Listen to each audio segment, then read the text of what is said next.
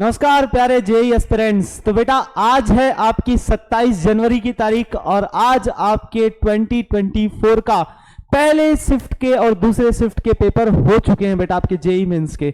अगर मुझसे आप पूछेंगे कि सर ये दोनों पेपर्स कैसे थे केमिस्ट्री के पॉइंट ऑफ व्यू से, तो मैं आपको बोलूंगा कि फर्स्ट शिफ्ट काफी इजी था। इतना इजी था कि बेटा वो तो नीट लेवल के भी क्वेश्चंस वहां पे नहीं पूछे गए थे, ठीक है। एक दो क्वेश्चन जनरली डाले थे, लेकिन अगर आप ओवरऑल देखेंगे बेटा तो एक काफी इजी और काफी स्टैंडर्ड लेवल का क्वेश्चन आपके पेपर में आया था और काफी इजी भी पड़ा बच्चों को। सेकेंड शिफ्ट थोड़ा सा अच्छा था, ठीक है। अभी शाम के 7 बज रहे हैं और मेरे पास सेकंड शिफ्ट के पेपर आ चुके हैं, तो मैं उस हिसाब से आपको बता सकता हूं कि हाँ सेकंड शिफ्ट थोड़ा ठीक ठाक था।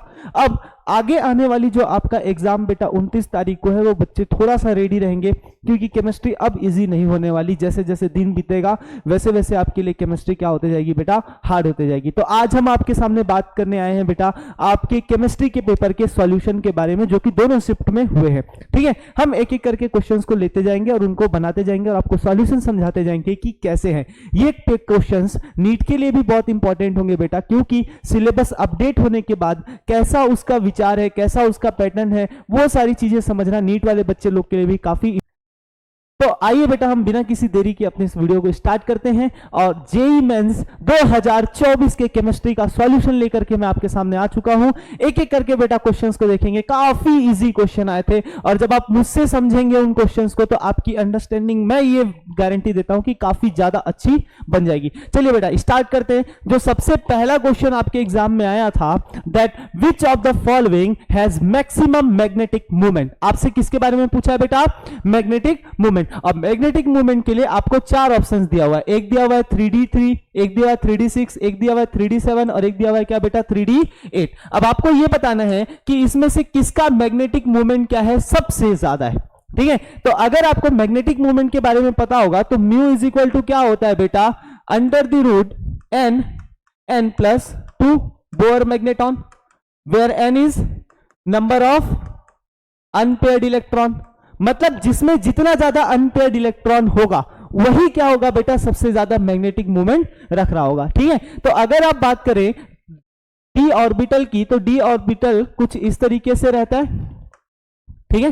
ध्यान दीजिए बेटा इसमें कितने ऑर्बिटल्स होते हैं बेटा, 5 ऑर्बिटल्स होते हैं। तो पहले में 3D3, तो यहां पर 3 इलेक्ट्रॉन आएंगे, ठीक है। मतलब यहां पर इलेक्ट्रॉन्स कितने हैं बेटा, 3 अनपेयर्ड। अगर आप 3D6 की बात करें तो 3D6 में 5 इलेक्ट्रॉन होने के बाद एक इलेक्ट्रॉन यहां पर फिल होगा, तो इसमें अगर आप अनपेयर्ड इलेक्ट्रॉन की काउंटिंग करेंगे तो वो कितना आएगा बेटा, 4। अगर आप बात करें किसके 3D7 की, तो 3D7 में एक इलेक्ट्रॉन और आ जाएगा, तो अनपेयर्ड इलेक्ट्रॉन कितने हो गए बेटा आपके 3। और अगर आप 3D8 की बात करेंगे तो 3D8 का कुछ इस तरीके से हो जाएगा बेटा।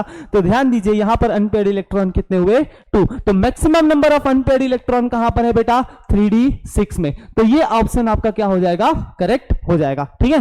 चलिए आइए मूव करते हैं बेटा हमारे सेकंड क्वेश्चन की तरफ। सेकंड क्वेश्चन आपसे क्या बोल रहा है, mass of methane required to produce 22 gram CO2 upon combustion. आपको एक बेसिक सा मोल कॉन्सेप्ट से कंबशन से रिलेटेड क्वेश्चन दिया हुआ है। आइए देखिए कैसे हम इसको बनाते हैं, ठीक है। मास ऑफ मीथेन रिक्वायर्ड, सबसे पहले इसका मतलब यह है कि आपको मीथेन को कंबस्ट करवाना है, ठीक है। कंबशन का रिएक्शन आपको पता होगा किसके साथ होता है बेटा, ऑक्सीजन के साथ, और क्या बनता है CO2 प्लस व्हाट बेटा, वाटर। वाटर वेपराइज हो जाता है, ठीक है। अगर आप यहां पर ध्यान दें इसका स्टिकियोमेट्रिक कोफिशिएंट, तो यहां पर अगर आप इसको 2 ले लेंगे बेटा तो ऑक्सीजन कितना हो गया बेटा आपका, ऑक्सीजन हो गया आपका 4, और इस तरफ अगर आप 2 ले लेंगे तो इक्वेशन क्या हो गई आपकी, बैलेंस हो गई। अब क्या बोल रहा है, आपको प्रोड्यूस कितने ग्राम CO2 कराना है, 22 ग्राम्स, ठीक है। 22 ग्राम्स आपको क्या करना है, CO2 प्रोड्यूस कराना है। पूछा है मीथेन, तो मुझे एक बात बताइए, 1 मोल मीथेन को जब आप कंबस्ट करवाते हैं तो कितना मोल CO2 मिलता है बेटा, 1 मोल मिलता है। इसका मतलब जितना मोल CO2 मिल रहा होगा उतना ही मोल क्या हो रहा होगा, मीथेन कंबस्ट हो रहा होगा। तो सबसे पहले आप देखिए 22 ग्राम्स में CO2 के कितने मोल्स हैं, तो CO2 के मोल्स देखने के लिए गिवन मास अपॉन क्या करेंगे आप, मॉलिक्यूलर मास। CO2 का गिवन मास कितना है आपको बेटा, 22 ग्राम्स। मॉलिक्यूलर मास कितना होगा बेटा, इसका मॉलिक्यूलर मास कितना होगा बेटा आपका, वेरी गुड। ऑक्सीजन का कितना होता है 16, 2 ऑक्सीजन है तो 32 और 1 कार्बन है तो कितना बेटा आपका 12, तो 44। तो given mass upon molecular mass जब आप कर रहे हैं तो नंबर ऑफ मोल्स कितना आ रहा है बेटा, यहां से 1/2 या फिर 0.5। मतलब कितना बेटा आपका 0.5 मोल आपके पास क्या मिल रहा है, CO2। तो 0.5 मोल CO2 मिल रहा है, तो मीथेन कितना लगा होगा, 0.5। सिंपल सा जवाब। अब बताइए मोल्स इज इक्वल टू क्या होता है, given mass upon molecular mass. आपको मीथेन के मोल्स पता चल गए, आपको उसका मॉलिक्यूलर मास पता है, आप यहां से उसका गिवन मास भी बिल्कुल निकाल सकते हैं। बेटा मोल्स कितना हो गया 0.5, मॉलिक्यूलर मास कितना होगा बेटा आपका 12 + 4 16 is equal to given mass. ठीक है, और यहां से जब आप कैलकुलेट करेंगे तो गिवन मास कितना आ जाएगा बेटा आपका 8 ग्राम्स आ जाएगा। तो 8 ग्राम्स आपका आंसर होगा। ये आपका कैसे टाइप का था बेटा, न्यूमेरिकल टाइप का क्वेश्चन था, तो आपको यहाँ पे आंसर क्या पुट कर देना है बेटा, 8 पुट कर देना है। बहुत ही इजी क्वेश्चन, इतना इजी पूछेगा जेईई मेंस मुझे लगा नहीं था। ठीक है, लेकिन ये जेईई मेंस से एनटीए कुछ भी कर सकता है बेटा, so you have to be ready for that. चलिए हम मूव करते हैं अपने थर्ड क्वेश्चन की तरफ। थर्ड क्वेश्चन क्या बोल रहा है बेटा, थर्ड क्वेश्चन बोल रहा है, ये एसेशन रीजन टाइप का है, boron has very high melting point. पहली बात, बोरान का मेल्टिंग पॉइंट क्या होता है, काफी ज्यादा हाई होता है, बिल्कुल। चलिए रीजन क्या दिया हुआ है, देखिए एसेशन रीजन टाइप के क्वेश्चंस को अगर आपको बनाना है तो आप रीजन के हिसाब से एसेशन को जज कीजिएगा कि उसके हिसाब से वो एसेशन क्या है, फिट बैठ रहा है या नहीं बैठ रहा है। ठीक है, तो कभी भी आपको एसेशन रीजन टाइप के क्वेश्चन अगर सॉल्व करने पड़े तो आप सबसे पहले एसेशन को पढ़िए, उसके बाद आप बिकॉज, इफ या बट लगा करके क्या कीजिए बेटा, रीजन को पढ़िए। तो सबसे पहले देखिए, boron has very high melting point because boron has strong crystalline lattice. तो सबसे पहली बात, एनसीईआरटी की लाइन है ये बेटा क्वेश्चन कि बोरॉन क्या बनाता है, बहुत ही स्ट्रॉन्ग और स्टेबल क्रिस्टलाइन लैटिस के फॉर्म में क्या करता है, एग्जिस्ट करता है, जिस कारण उसका मेल्टिंग पॉइंट क्या होता है, काफी high. P block direct NCERT का क्वेश्चन है बेटा। ठीक है, तो यहां पर आपका असर्शन भी क्या है, ट्रू है, यहां पर आपका रीजन भी क्या है बेटा, ट्रू है, एंड आपका जो रीजन है बेटा वो क्या है, आपका करेक्ट एक्सप्लेनेशन है। बस इतनी सी बात आपको पता होनी चाहिए बेटा, आपका काम हो जाएगा। और इसका ऑप्शन कौन सा करेक्ट होता है बेटा, फर्स्ट। ठीक है, एसेशन रीजन में 4 ही ऑप्शन होते हैं। पहला ऑप्शन क्या होता है, assertion is true and reason is true and reason is correct explanation of assertion. Second option होता है कि दोनों सही है लेकिन करेक्ट एक्सप्लेनेशन नहीं है। थर्ड ऑप्शन क्या होता है बेटा कि एसेशन तो सही है बट रीजन गलत है। और फोर्थ क्या होता है बेटा कि दोनों के दोनों गलत है। तो यहां का ऑप्शन क्या हो जाता है बेटा आपका फर्स्ट, इसीलिए मैंने ऑप्शन नहीं लिखा क्योंकि आपको पता है कि मैं बहुत अलाल हूं। ठीक है, तो अलाली तो मैं अपना दिखाऊंगा ही। चलिए ध्यान दीजिए, sum of bond order of CO and NO plus. ठीक है, ये भी आपका कैसे टाइप का क्वेश्चन था बेटा, न्यूमेरिकल टाइप ऑफ क्वेश्चन था। ठीक है, सबसे पहला तो अगर आपको किसी भी एटम का बॉन्ड ऑर्डर निकालना है तो बॉन्ड ऑर्डर निकालने के लिए आप सिंपली क्या कीजिएगा बेटा, सपोज आपको कार्बन मोनोऑक्साइड दिया है, नंबर ऑफ इलेक्ट्रॉन्स को ऐड कर दीजिए। कार्बन में कितने इलेक्ट्रॉन, 6, ऑक्सीजन में कितने इलेक्ट्रॉन बेटा, 8। इन दोनों का जब आप सम करेंगे तो कितना आएगा, 14 आएगा। जनरली बॉन्ड ऑर्डर के क्वेश्चंस आपके कौन से ग्रुप से आएंगे, सेकंड पीरियड के मॉलिक्यूल्स के बीच में ही आता है। अब ध्यान दीजिए बेटा, टोटल नंबर ऑफ इलेक्ट्रॉन कितने, 14। ठीक है, तो ध्यान दीजिएगा दोनों का 1s और 1s मिलेगा। इसको तो आपको बॉन्ड ऑर्डर में काउंट नहीं करना है, मतलब इसके 2 इलेक्ट्रॉन और इसके 2 इलेक्ट्रॉन, इसको आपको कभी काउंट नहीं करना है। दूसरा 2s एंड 2s मिलेगा, और अगर दोनों का 2s मिल रहा है तो यहां के 2-2 इलेक्ट्रॉन आएंगे, काउंट ही नहीं करना है। ठीक है, ध्यान दीजिए बेटा, अब एक आपके लिए एक कहानी बहुत सिंपल हो जाती है। ठीक है, आपने 14 में से कितने इलेक्ट्रॉन यूज कर लिए, 4 यहां पर, 4 यहां पर, 8 इलेक्ट्रॉन्स आपने क्या कर लिए, यूज कर लिए। अब बचे कितने इलेक्ट्रॉन, तो आप देखेंगे तो टोटल 6 इलेक्ट्रॉन बचे। तो आपको पता होगा पहले इलेक्ट्रॉन कहां पर जाते हैं बेटा, बॉन्डिंग वाले में, फिर कहां पर जाते हैं, एंटी बॉन्डिंग वाले में। तो अगर आप इसका फॉर्मूला देखेंगे तो आपको कुछ नहीं करना है बेटा, पहले 6 है, इसके बाद जितने इलेक्ट्रॉन बढ़ते जाएंगे आपको उसको इसमें माइनस करते जाना है, डिवाइड में 2 कर देना। तो 6 ही है, 6/2 कितना आ जाएगा, 3। अगर आपने पूरा बॉन्ड ऑर्डर पढ़ लिया तो आपको ये बात समझ में आ रही होगी जो मैं समझा रहा हूं। अगर नहीं आ रही है तो बेटा आप बॉन्ड ऑर्डर को थोड़ा अच्छे से कीजिए, उसके बाद आपको ये चीजें मैं जो बोल रहा हूं आसानी से समझ में आ जाएगा। ठीक है, तो कार्बन मोनोऑक्साइड का बॉन्ड ऑर्डर तो कितना आ गया, 3। अब बात आती है NO प्लस की। ठीक है, तो बताइए नाइट्रोजन का एटॉमिक नंबर कितना होता है, 7, मतलब इलेक्ट्रॉन्स भी 7। ऑक्सीजन का एटॉमिक नंबर कितना होता है बेटा आपका, 8।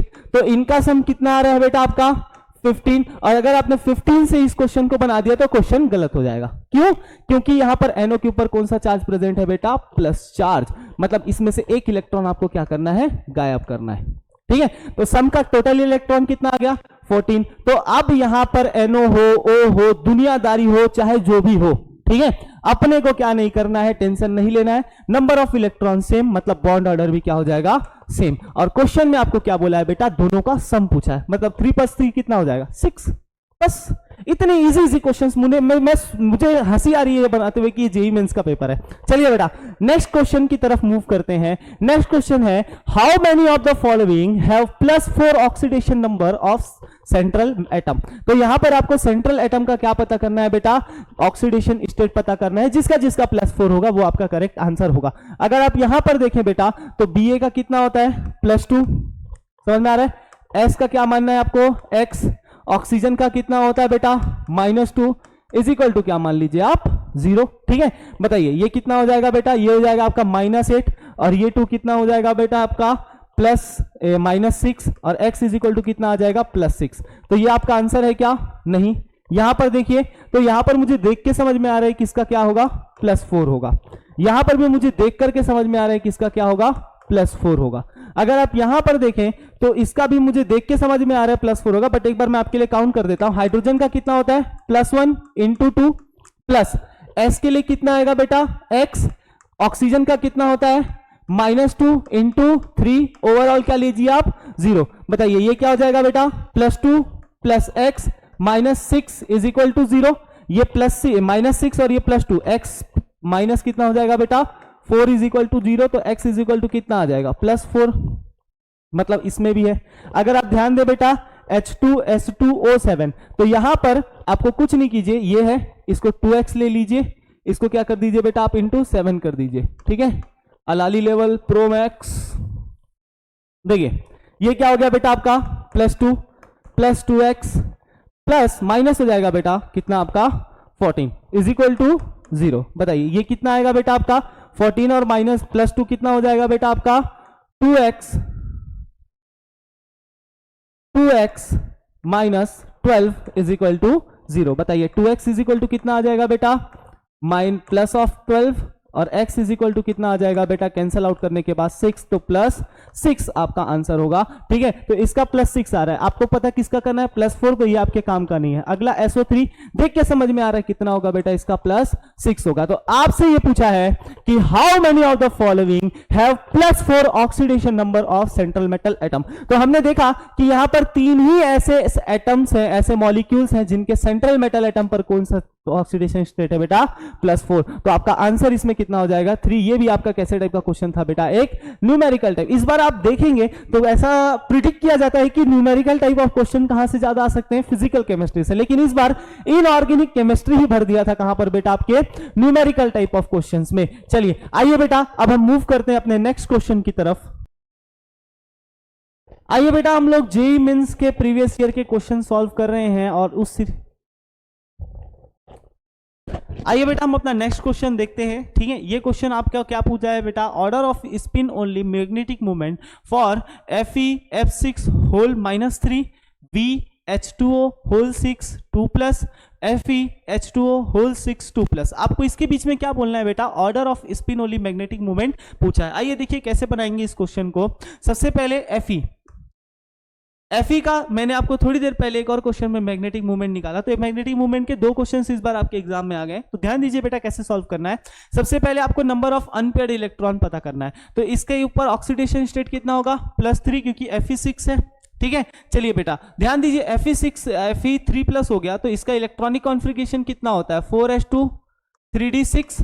अब आपने इसमें से 3 इलेक्ट्रॉन खाली कर दिए, तो 3 इलेक्ट्रॉन पहले कहां से जाते हैं बेटा, 2 इलेक्ट्रॉन 4s से और एक कहां से जाएगा 3d से। तो एक्चुअली कितना हो गया बेटा 3d5। तो n इज इक्वल टू कितना आ गया यहां पर 5। मैं मैग्नेटिक मूवमेंट कैलकुलेट नहीं करूंगा, मैं सिर्फ n से आपको आंसर बताऊंगा। देखिए वेरेडियम यहां पर कितने में है बेटा 2+, क्योंकि वाटर कैसा होता है आपका neutral ligand. Atomic number 23, electronic configuration 4s2 3d3, ठीक है। 2 इलेक्ट्रॉन आपको निकालना है, तो सबसे पहले कौन खाली होता है 4s, तो इसका इलेक्ट्रॉनिक कॉन्फ़िगरेशन क्या हो जाएगा बेटा 3d3। n is equal to कितना हो गया बेटा यहां पर आपके लिए 3। अब आपको निकालना है Fe(H2O होल 6 2+। तो यहां पर आपको फिर से पता है वाटर एक न्यूट्रल लिगेंड है, तो ऑक्सीडेशन स्टेट आयरन पे कितना हो जाएगा बेटा +2 2, और आयरन पर अगर ऑक्सीडेशन स्टेट +2 हो गया तो सेम यहाँ पर +3 था, तो ये कितना हो जाएगा बेटा आपका 3d6 ही हो जाएगा। और 3d6 है, इसका मतलब दो इलेक्ट्रॉन क्या हो जाएंगे आपस में पेयर्ड हो जाएंगे, तो अनपेयर्ड इलेक्ट्रॉन यहाँ पर कितना बचेगा बेटा 4। तो इसका मतलब सबसे ज्यादा स्पिन ओनली मैग्नेटिक मोमेंट किसका आएगा, Fe का आएगा, तो इसका मतलब P का सबसे ज्यादा होगा। उसके बाद में किसका आएगा बेटा आपका N = 4, मतलब किसका आएगा बेटा R का। फिर उसके बाद में किसका आएगा बेटा आपके Q का, क्योंकि इसमें अनपेयर्ड इलेक्ट्रॉन कितने हैं बेटा 3, ठीक है। तो आपका सीक्वेंस हो जाएगा PRQ, मैच कीजिए PRQ, first option it is your correct. चलिए नेक्स्ट क्वेश्चन, आइए बेटा नेक्स्ट क्वेश्चन देखते हैं। नेक्स्ट क्वेश्चन क्या बोल रहा है, for negative deviation from Raoult's law कौन सा ऑप्शन आपके लिए सही है। सबसे पहले क्या बोल रहा है, boiling point increases, vapour pressure increases. Second बोल रहा है बॉइलिंग पॉइंट डिक्रीजेस और वेपर प्रेशर, मतलब कुल मिला के बॉइलिंग पॉइंट और वेपर प्रेशर में आपको क्या पूछा है, रिलेशन पूछा है। तो आपने अगर राउल्ट्स लॉ को पढ़ा होगा, पॉजिटिव और नेगेटिव डेविएशन, तो आपने कुछ इस तरीके का ग्राफ बनाया होगा अगर आप क्लास 12th में हैं तब भी। आप यहां पर XA कितना लेते हैं बेटा 1, और XB कितना लेते हैं बेटा आप 0, ठीक है। और यहां पर आपका जो P अगर सॉल्यूशन है, अगर आप A को क्या मान रहे हैं बेटा आपका सॉल्वेंट मान रहे हैं, और B को आप क्या मान रहे हैं बेटा सॉल्यूट मान रहे हैं, तो इस पर्टिकुलर टाइम पे आपके पास सिर्फ क्या है, सॉल्वेंट है। तो सॉल्वेंट है तो वो अपने किस स्टेज में होगा बेटा, उसके प्योर प्रेशर पर होगा, ठीक है। अगर आप यहां पर देखें, आप क्या करते हैं बेटा, यहां पर XA को आप 0 ले लेते हैं और XB को कितना ले लेते हैं 1 ले लेते हैं, तो आपको पता है कि यहां पर सिर्फ XB है। इसका मतलब XB अपने प्योर स्टेट में, तो यहां पर वेपर प्रेशर क्या होगा बेटा P0B, ठीक है। यहां पर ध्यान दीजिए, अगर आप XA का 1 से लेके XA के 0 तक जा रहे हैं, तो बताइए अगर आपने यहां पर XA की क्वांटिटी कम करी तो धीरे धीरे उसका वेपर प्रेशर भी क्या होता जाता है बेटा, कम होता जाता है। अगर आप यहां पर देखें, B यहां पर आपने 0 लिया था, यहां पर आपने 1 लिया, तो बताइए प्रेशर क्या होता जाता है बेटा आपका, बढ़ता जाएगा। क्लियर, यहां तक जाएगा। अगर आप सॉल्यूशन का ओवरऑल प्रेशर देखें तो आपको यह समझ में आएगा कि सॉल्यूशन का प्रेशर, अगर आप एक काम करिए, यहां पर है, आंख बंद कीजिए, आपने प्रेशर यहां मेजर किया, और जब ये यहां पहुंच गया उसके बाद आंख खोलिए, तो क्या आपको प्रेशर कुछ इतना दिखेगा, तो आपको क्या पता चलेगा कि प्रेशर में तो कुछ इतना ही चेंज आया। तो ये क्या हो जाएगा बेटा आपका pressure of solution, vapour pressure of solution, जिसको आप क्या मानेंगे, आप ये मानेंगे it is PA plus PB, ठीक है। और आपको पता होगा राउल्ट्स लॉ के हिसाब से PA इज इक्वल टू क्या होता है बेटा P0 A XA। चलिए इतनी बात तो आपको पता है। ध्यान दीजिए, ये आइडियल बिहेवियर है।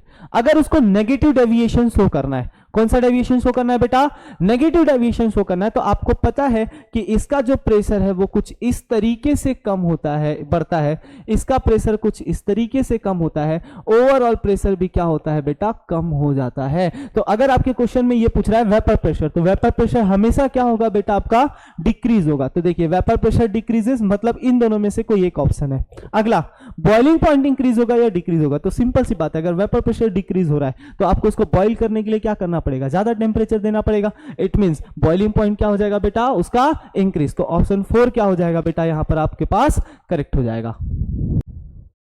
चलिए बेटा नेक्स्ट क्वेश्चन आपका, मैं अभी तक जितने भी क्वेश्चन सॉल्व किया हूं आपके वीडियो में आपने देखा होगा, सारे क्वेश्चन कैसे थे बेटा आपके, फिजिकल का एक क्वेश्चन तो आया था, ठीक है, जो कि कहां से था बेटा आपके सॉल्यूशन वाले चैप्टर से था, बट उसमें कैलकुलेशन नहीं था। ये पहला क्वेश्चन है जिसमें कैलकुलेशन है। अब देखते हैं जेई आपसे किस लेवल का कैलकुलेशन करवाया है, ठीक है। Consider the following data 2HI is equal to H2 plus I2, ठीक है, ये दिया हुआ है। And question is find order of reaction. क्या पता करना है बेटा आपको, ऑर्डर ऑफ रिएक्शन। तो आपको सिंपल सा पता होगा बेटा, आप इसके लिए रेट लॉ के हिसाब से रेट क्या लिख सकते हैं, rate of reaction will be equal to K concentration of reactant. Reactant क्या है बेटा आपके पास HI raise to the power their order. देखिए मॉलिक्यूलरिटी तो 2 है, बट इसका ऑर्डर आपको पता करना है, तो ऑर्डर आप क्या मान लीजिए बेटा X, ठीक है। देखिए कैसे बनाएंगे आप इसको बनाने के लिए 2 रिएक्शंस को कंसीडर करेंगे, ठीक है। सबसे पहला मैं एक्सपेरिमेंट कंसीडर करता हूं, एक्सपेरिमेंट नंबर 1।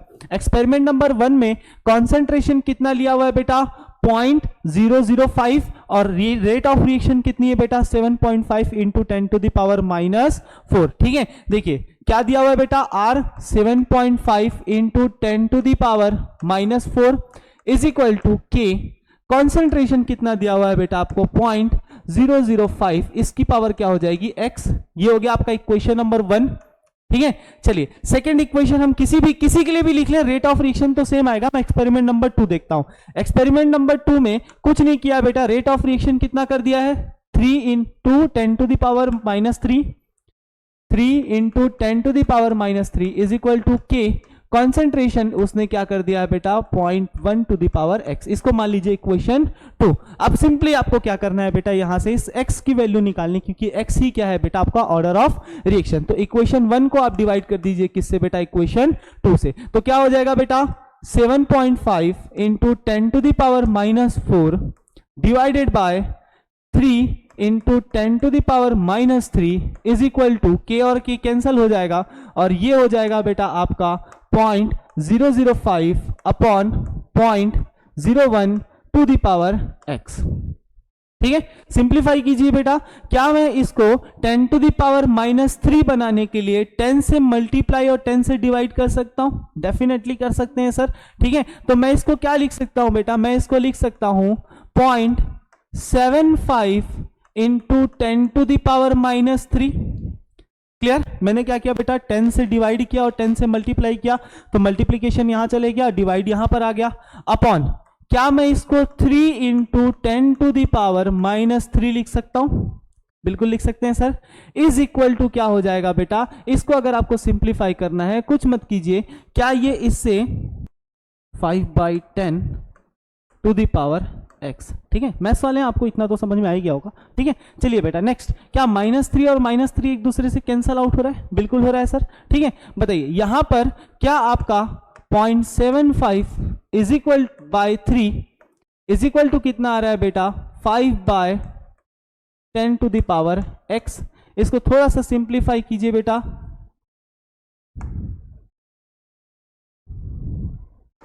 क्या ये हो जाएगा बेटा आपका बाई 300। ठीक है, कैंसिल कीजिए, 25 से ये कितने टाइम्स में कैंसिल बेटा, 3 टाइम्स में कैंसिल, और 25 से ये कितने टाइम्स में कैंसिल बेटा, आपको पता होगा 4 टाइम्स में क्या जाता है 100, तो ये कितने टाइम्स में कैंसिल होगा बेटा आपके 12 टाइम में। सिंपल सी बात है, ये इससे कितने टाइम्स में कैंसिल, 4 टाइम्स में कैंसिल। ठीक है, तो अब बताइए क्या 1/4 इज इक्वल टू आ गया बेटा 1/2 द पावर x।